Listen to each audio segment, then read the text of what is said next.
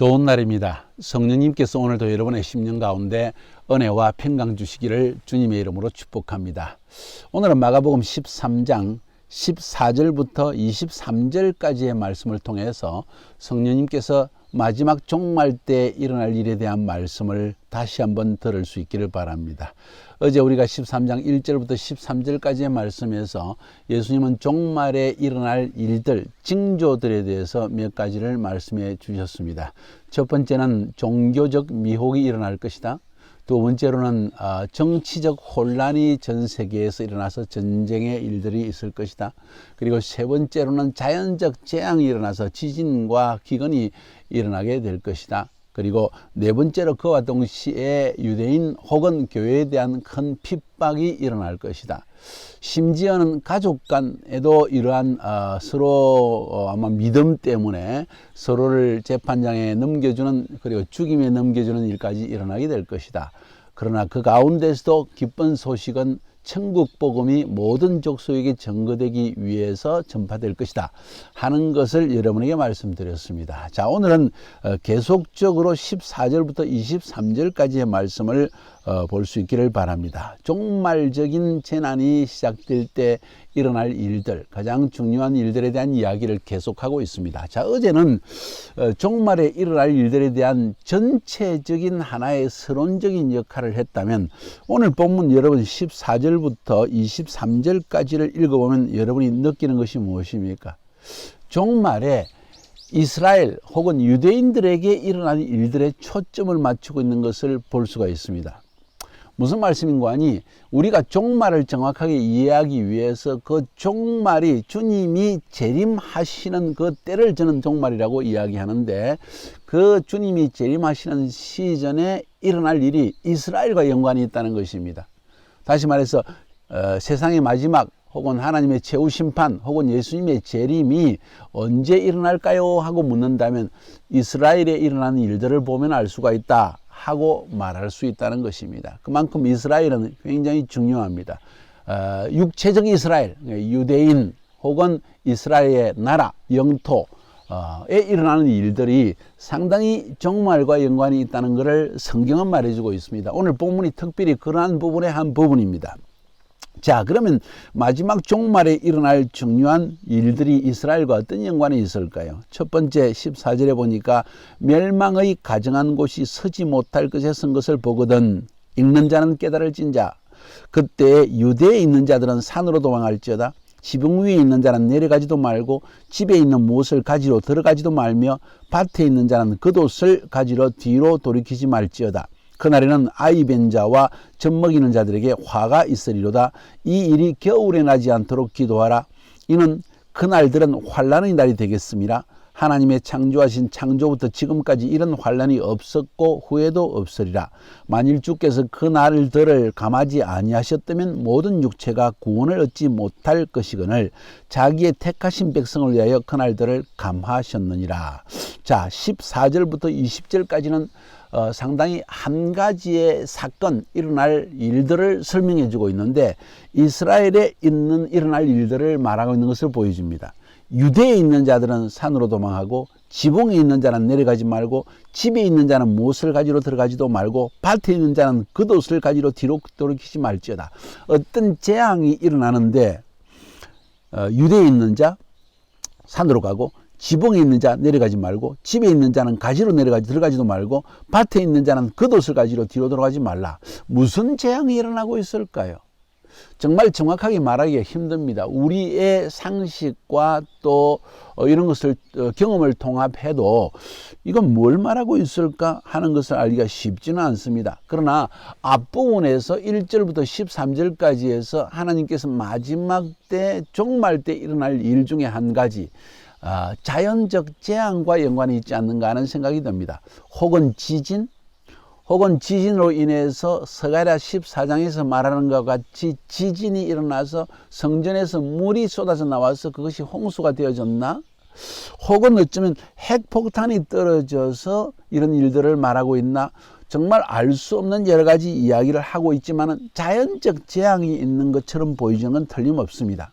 그런데 그 자연적 재앙이 너무나 큰 재앙이기 때문에 그날이 아이 뵌 자와 젖먹인 자들에게 화가 되기 때문에 겨울이 나지 않도록 기도해라.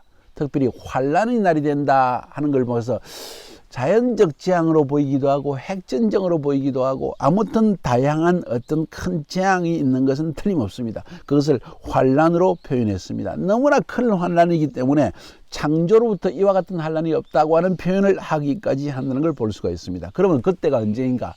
그런 재앙이 일어난 때가 언제인가 할 때 멸망의 가증한 것이 서지 못할 것에 선 것을 보거든.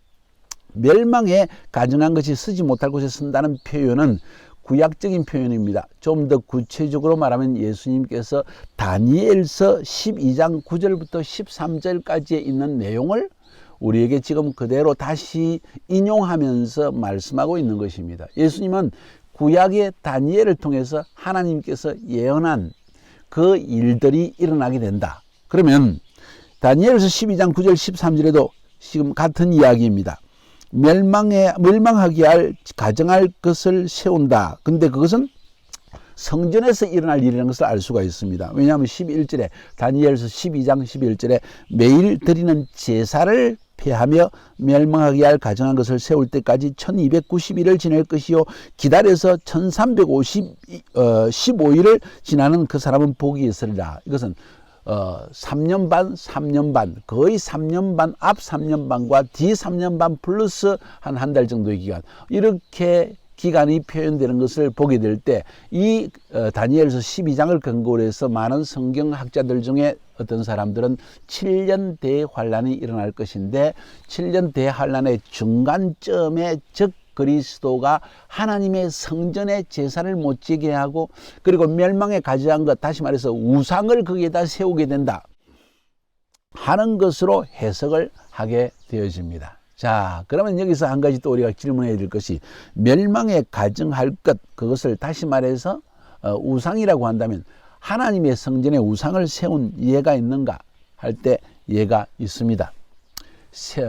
역사적으로 두 번의 예가 있습니다. 한 번은 BC 168년에 시리아의 알렉산더 대왕이 죽고 난 뒤에 그 알렉산더 대국이 세웠던 그 그리스 왕국이 세 갈래로 갈라지면서 시리아 지역을 담당했던 셀류쿠스 왕조가 있는데 거기에 안티오코스 에피파네스라는 왕이 예루살렘을 점령하고 예루살렘 성전 안에 제우스 신전을 세우고는 부정한 돼지를 희생제물로 바치게 됩니다. 어떤 학자들은 이야기를 이것이 바로 오늘 성경에서 예수님이 말씀하신 것의 성취라고 이야기하는데 그건 아닌 것 같습니다. 왜냐하면 이것은 BC 168년이니까 이미 예수님은 그 뒤에 분이신데 이 일이 일어난다고 말씀하시는 걸 보아서 다니엘의 예언이 그때 성취된 건 아니고 예수님 이후에 성취된 걸 볼 수가 있습니다. 그럼 예수님 이후에는 이런 일이 일어난 것이 있을까요? 예. 로마의 디도 장군에 의해서 예루살렘 성벽이 AD 70년에 무너졌습니다. 그리고 성전을 더럽히고 우상의 제단 혹은 신상 혹은 로마 군기를 세웠다 하는 기록을 우리가 볼 수가 있습니다. 자, 그럼에도 불구하고 그 예수님의 시대에 예수님이 돌아가신 이후에 AD 70년에 로마 군인에 의해서 성전이 파괴되긴 했지만은 성전에 또 어쩌면 멸망에 가증한 것이 세워졌는지는 모르지만 그것이 예수님께서 말씀하신 그 예언의 성취는 아니라는 것이 분명합니다. 왜냐하면 바로 그때 일어날 일에 대해서 예수님은 말씀하시기를 나중에 바로 그때쯤 해서 하나님은 온 세상에서 자기 백성을 불러 모으시고 그리고 구름을 타고 재림하신다 하는 표현이 오늘 13장의 뒷부분에서 나오는 걸 보아서 이것은 미래의 사건, 지금 우리가 아직 겪지 못한 미래의 사건을 말한다는 것을 알 수가 있습니다. 자, 중요한 것은 오늘 본문에서 13장에서 볼 수 있는 14절부터 먼저 20절까지만 보면 분명히 성전이 그때는 서 있다는 걸 볼 수 있습니다. 다시 말해서 예루살렘 성전이 지금은 무너져서 없는데 지금은 그 성전산에 모슬렘 사원이 서 있는데 황금돔 성당이 서 있는데 거기에 제3성전이 설 가능성이 있다는 걸 알 수가 있고 근데 그 제3성전을 성전 안에 우상을 세우는 일이 나중에 일어날 것이라는 것을 알 수가 있다는 것입니다. 자, 그쯤 되어지면 이것이 미래의 일이라는 것은 분명히 인식해 볼 수가 있겠죠. 자, 아무튼 여기서 굉장히 중요한 사건은 지금 이스라엘이란 나라 안에 예루살렘이 회복되어지고 유대인들이 분명히 성전을 세우고 제사도 드리고 있다는 걸 알 수가 있습니다. 왜냐하면 다니엘서 12장 11절에서 제사를 폐한다는 이야기가 나오고 멸망에 가증한 것을 세운다는 이야기가 나오고 그리고 3년 6개월 또 3년 6개월이 지난다. 어떤 학자들은 이야기하기를 이 7년의 기간 중에 전 3년 6개월 동안에는 거기에 어떤 전 세계 모든 민족을 위한 공통 성전, 모든 종교를 통합한 성전을 세우고 유대인들도 제사도 지나게 하고 그리고 다른 종교들도 와서 거기에서 예배를 드리게 하는 그런 일들이 일어나지 않겠는가. 그러다가 3년 6개월이 지나고 나서 나머지 3년 6개월이 남았을 때 중간점에 7년 중에 중간점에 제사도 피하고 그리고 우상을 세워놓고 이게 바로 그리스도다. 이게 이 세상의 신이다. 하고 즉 그리스도가 자신의 모습을 나타내는 때가 올 것이다. 하고 되게 이렇게들 말하고 있습니다. 상당히 보수적인 교단들과 학자들이 이 이야기를 하고 있고 저도 상당히 그것이 일리가 있는 이야기라는 걸 여러분에게 말씀드립니다. 자, 중요한 사실은 주님이 마지막 때에 대한 이야기를 하고 있는데 마지막 때 이스라엘과 특별히 성전과 예루살렘과 성전과 연관되어서 이런 일들이 일어나는 것을 말하고 있다는 것입니다. 더욱이 누가복음을 한번 읽어보면 동일한 사건을 이야기할 때 누가복음 제가 보겠습니다. 누가복음 21장 20절부터 25절을 보면 22절까지를 보면 너희가 예루살렘이 군대들에게 에워싸이는 걸 보거든 그 멸망이 가까운 줄을 알라. 그때 유대에 있는 자는 산으로 도망할 것이고 성내에 있는 자는 나갈 것이며 촌에 있는 자는 그리 들어가지 말지어다. 이 날들은 기록된 모든 것을 이루는 징벌의 날이니라. 누구에 대한 징벌이냐? 예루살렘을 공격하는 이방 연합군들에 대한 하나님의 심판이다. 징벌이다. 하는 이야기를 하면서 이때 그러니까 오늘 마가복음 13장 14절부터 23절까지 표현하고 있는 산으로 도망할 것이고 그리고 지붕의 인자는 내려가지 말 것이고 들의 인자도 그 도시를 가지러 가지 마라 하는 이야기는 뭔 이야기냐?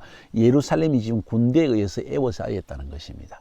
이방 연합군들이 이스라엘을 공격하여서 이제 예루살렘까지 진격해서 예루살렘이 침몰되기 직전에 있고 어쩌면 침몰된 상황을 지금 이야기하는 것입니다. 그 상황을 보고 도망가는 상황을 지금 이야기하는 거예요. 그러면서도 거기에 지진이 일어났든지 핵폭탄이 떨어졌든지 뭔가 일어난 사실을 알 수가 있습니다. 자, 그러니까 이 누가복음과 다니엘서 그리고 오늘 마가복음 13장을 전체 총합해서 우리가 볼 수 있는 중요한 내용은 마지막 때 이방 군대가 예루살렘을 침공할 때가 멸망의 때이다. 다시 말해서 마지막 때 종말의 때이다 하는 것을 알 수가 있습니다. 그럼 그때 일어날 일에 대해서 오늘 성경 본문은 뭐라고 말하고 있을까요? 다시 한번 살펴봅시다. 21절부터 23절까지의 말씀을 한번 여러분과 볼까요? 그때 사람이 너희에게 말하되 보라 그리스도가 여기 있다. 보라 저기 있다 하여도 믿지 말라. 거짓 그리스도들과 거짓 선지자들이 일어나서 이적과 기사를 행하여 할 수만 있으면 택하신 백성을 미혹해 하려 하리라. 너희는 삼가라. 내가 모든 일을 너희에게 미리 말하였노라. 주님께서 미리 우리에게 경고하시고 제자들에게 말씀하시고 믿는 우리들 그리스도를 따르는 이 제자인 우리들에게도 말씀하시고 있습니다. 내가 미리 너희에게 말한다.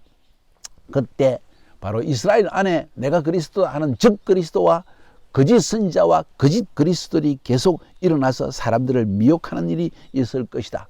뭔 이야기인지 아십니까? 항상 종말의 때에 세상이 어지럽고 전쟁이 일어나고 종교적인 혼란이 일어날 때 바로 거짓 선지자, 거짓 신들이 이단들이 창궐하게 된다는 사실을 우리에게 말하고 있습니다. 자, 특별히 이것이 이스라엘 안에 일어난다는 말인지 아니면 이스라엘 바깥 전 세계에 일어난다는 것인지 명확하지 않지만은 본문의 상황을 볼 때 바로 이 종말의 때 이스라엘 안에 이렇게 내가 메시아다 그리고 거짓 선지자가 일어나가지고 저 사람이 메시아다 하고 미혹하는 일들이 일어난다는 사실을 성경은 말하고 있다는 것입니다. 자, 오늘 두 번째 시간 말씀드렸습니다. 종말의 때 일어날 일 한 가지만 기억합시다. 이스라엘에 일어나는 일을 보면 종말이 가까웠다는 걸 알 수가 있다. 여러분 이제는 뉴스를 볼 때입니다. 이스라엘의 중동에 일어나는 일들의 귀를 기울여 봅시다. 그리고 오늘 말씀하신 것처럼 제3성전이 세워지고 멸망에 가증한 것 성전 안에 우상을 세우는 때가 언제인지 한번 살펴봅시다. 귀를 기울여 보면 우리가 종말의 때가 눈앞에 왔는지 코앞에 왔는지 아닌지를 우리가 알 수 있다는 것입니다. 승리하시기를 주님의 이름으로 축복합니다.